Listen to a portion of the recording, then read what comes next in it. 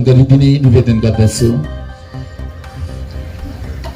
आदरणीय राज्यपाल Shri CV Ananda Bose, lieutenant general Zubin Minwala, GOC 33 corps, सामान्य अतिथिगण, वीरता पुरस्कार विजेता, वीर नारियां, सशस्त्र बलों के सदस्य और यहाँ उपस्थित सभी देशवासियों को मैं आज फ्लैग फाउंडेशन की तरफ से और फ्लैग फाउंडेशन के प्रेसिडेंट श्री नवीन जिंदल की तरफ से बधाई देना चाहता हूँ और आपका शुक्रिया अदा करना चाहता हूँ कि आपने फ्लैग फाउंडेशन को ये मौका दिया।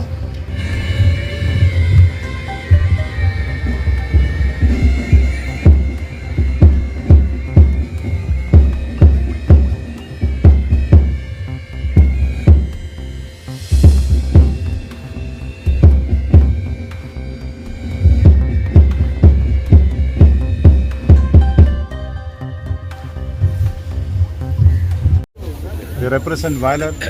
They are really the brave hearts of the Indian Army.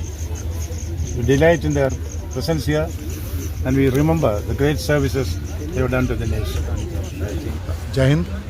मैं मेजर जनरल असीम कोहली हूँ। मैं CEO and secretary general flag foundation of India हूँ, जिसके प्रेसिडेंट श्री नवीन जिंदल हैं, जिनको आप सब जानते होंगे। आज हमने यहाँ पे एक मॉन्यूमेंटल नेशनल फ्लैग की स्थापना की है। फ्लैग फाउंडेशन पूरी इंडिया में महत्वपूर्ण जगहों के ऊपर फ्लैग्स को एस्टेब्लिश करता है और बतासिया जो वॉर मेमोरियल है, मैं एक सैनिक हूँ खुद, और यहाँ के लोगों की जो भी श्रद्धा है, जितने भी यहाँ शहीद हुए लोगों, उन सब के लिए उनको सम्मान देते हुए फ्लैग फाउंडेशन ऑफ इंडिया ने इस झंडे को यहाँ स्थापित किया। हमारा जो एक अभियान है फ्लैग फाउंडेशन का, वो है, पहली बात तो हम जहाँ तक संभव हो हर जगह प्रोमिनेंट जगह पे नेशनल फ्लैग को लगाएं, जिसे देख के भारत के जो नागरिक हैं वो उनके अंदर देश के प्रति राष्ट्रभक्ति की भावना जो है वो और जागृत हो।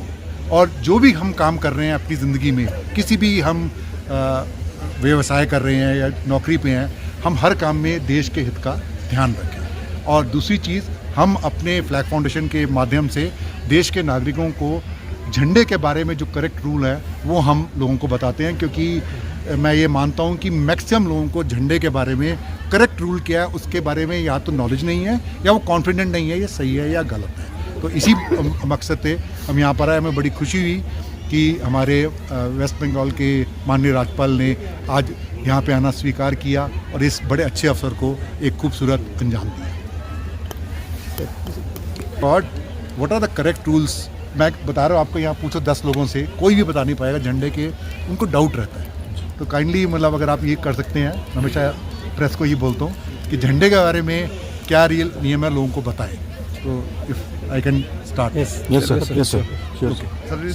ओके। झंडे के बारे में मैं मानता हूँ कि हर भारतीय को माइंड बिल्कुल क्लियर होना चाहिए झंडे के इस्तेमाल के बारे में क्या रूल है। तो पहला चीज़ ये जान लें कि हम आम नागरिक 365 दिन अपने घर या ऑफिस पे झंडा लगा सकता है।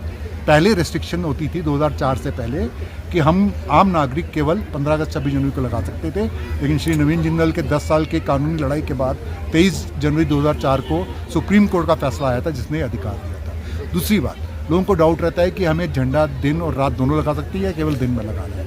आप झंडा दिन और रात दोनों टाइम अपने घर या ऑफिस में लगा सकते हैं। पब्लिक प्लेस पे जहाँ लगाए हो तो वहाँ पे रोशनी का इंतजाम होना चाहिए। तीसरी चीज़, क्या हम झंडा अपने शरीर के ऊपर लगा सकते हैं? तो इसके ऊपर भी पहले लगाना अलाउड नहीं था 2005 तक। सचिन तेंदुलकर ने अपने हेलमेट पे झंडा लगाया था 2003 में, उस पर कंट्रोवर्सी हो गई थी, उसको बोला गया था झंडा उतार लीजिए। उसके बाद में श्री नवीन जिंदल ने पार्लियामेंट में ये बिल पास करवाया, एक एक्ट था, उसकी अमेंडमेंट कराई। तो दिसंबर 2005 के बाद आम नागरिक को अधिकार है कमर के ऊपर सम्मानित ढंग से आप झंडा लगा सकते हैं। जैसे मैंने लेपल पिन लगाया हुआ है, आप लोगों ने लगाया हुआ है, रिस्ट बैंड, कैप के ऊपर आज देखते हैं खिलाड़ी पहनते हैं, तो ये आपको इस चीज़ का अधिकार है। चौथी चीज़, लोगों को ये नहीं पता होता कि झंडा खराब कट फट जाए तो क्या करें, वो लगा रहने देते हैं, पहले उसे उतारिए। और उसके बारे में फ्लैग कोड ऑफ इंडिया 2002 में एक रूल है कि ऐसे झंडे को जिसका इस्तेमाल नहीं हो सकता उसे अकेले में, एकांत में जलाकर या किसी अन्य सम्मानित ढंग से पूर्णतया नष्ट कर दें, इसका कोई वीडियो या फोटो ना बनाएं। तो ये रूल है, मैं चाहता हूँ कि आप मैक्सिमम लोगों तक भारत तक पहुँचाएँ ताकि उन्हें मालूम हो झंडे को कैसे समान ढंग से यूज़ करना चाहिए। inside the vehicle, not outside the vehicle. Because outside the vehicle, only government has laid down certain appointments on which who can use the flag outside. On the dashboard, you can.